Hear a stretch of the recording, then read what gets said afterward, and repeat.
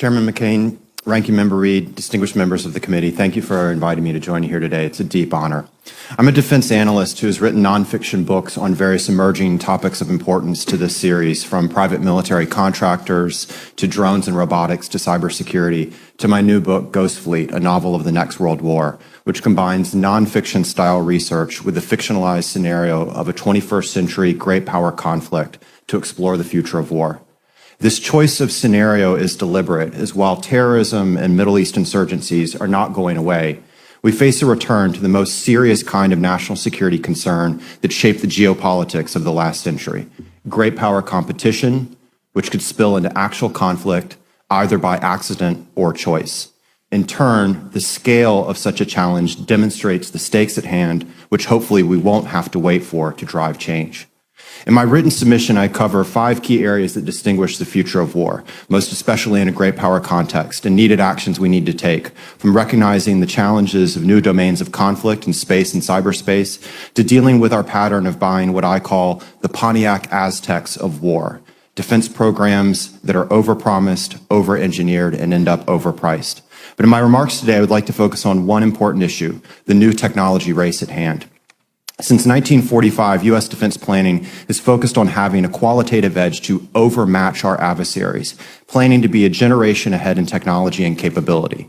This assumption has become baked into everything, from our overall defense strategy all the way down to small unit tactics. Yet U.S. forces can't count on that overmatch in the future. Mass campaigns of state-linked intellectual property theft has meant we are paying much of the research and development costs for our adversaries. These challengers are also growing their own cutting-edge technology. China, for example, just overtook the EU in national R&D spending and is on pace to match the US in 5 years, with new projects ranging from the world's fastest supercomputers to 3 different long-range drone strike programs.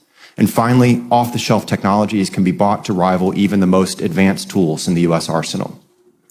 This is crucial, as not just are many of our most long-trusted dominant platforms, from warships to warplanes, vulnerable to new classes of weapons, now in more conflict actors' hands, but an array of potentially game-changing weapons lie just ahead in 6 key areas. A new generation of unmanned systems, both more diverse in size, shape, and form, but also more autonomous and more capable, meaning they can take on more roles, from ISR to strike, flying off of anything from aircraft carriers to soldiers' hands. Weapons that use not just the kinetics of a fist or the chemistry of gunpowder, but energy itself, ranging from electromagnetic railguns able to fire a projectile 100 miles to new directed energy systems that potentially reverse the cost equations of offense and defense. Artificial intelligence, ubiquitous sensors, big data, and battle management systems that will redefine the observe, orient, decide, and act, the OODA loop. Hypersonics, high-speed rockets and missiles. 3D printing, technologies that threaten to do to the current defense marketplace what the iPod did to the music industry. And human performance modification technologies that will reshape what is possible and maybe even what is proper in war. The challenge, though, is the comparison that can be drawn between what is now or soon to be possible versus what are we actually buying today or planning to buy tomorrow. Our weapons modernization programs are too often not that modern. For example, if you start at the point of their conception, most of our top 10 programs of record are all old enough to vote for you, with several of them actually older than me. We too often commit to mass buys before a system is truly tested, locking in on a single major programs that are too big to fail and actually aren't all that new. And this dynamic shapes not just what we buy, but extends their development time and ultimately our expectations of how much of it we will buy decades into the future, limiting our present and future flexibility. To abuse a metaphor, the growing per unit cost of the cart is driving where we steer the horse.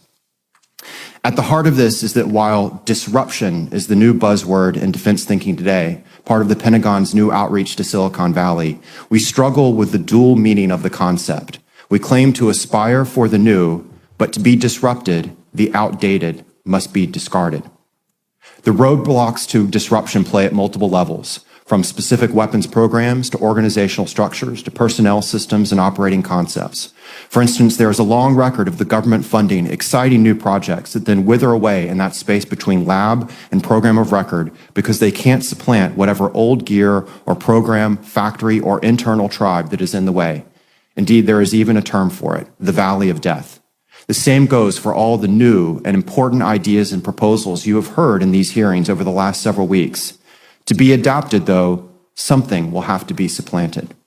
As you program for the future, ultimately what you support in the new game changers of not just programs, but also thinking, structures, and organizations, what you eliminate in the old, and what you protect and nurture across that valley will matter more than any single additional plane or tank squeezed into a budget line item or OCO funding. It may even be the difference between the win or loss of a major war tomorrow. I'd like to close by offering two quotes that can serve hopefully as guideposts, one looking back and one forward. The first is from the last interwar period, where Churchill may have said it best, quote, "Want of foresight, unwillingness to act when action would be simple and effective, lack of clear thinking, confusion of counsel until the emergency comes, until self-preservation strikes its jarring gong. These are the features which constitute the endless repetition of history."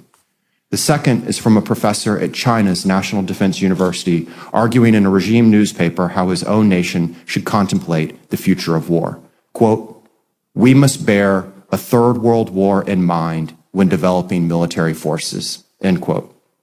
We need to be mindful of both the lessons of the past, but acknowledge the trends in motion and the real risks that loom in the future. That way we can take the needed steps to maintain deterrence and avoid miscalculation, and in so doing, keep the next world war where it belongs, in the realm of fiction. Thank you.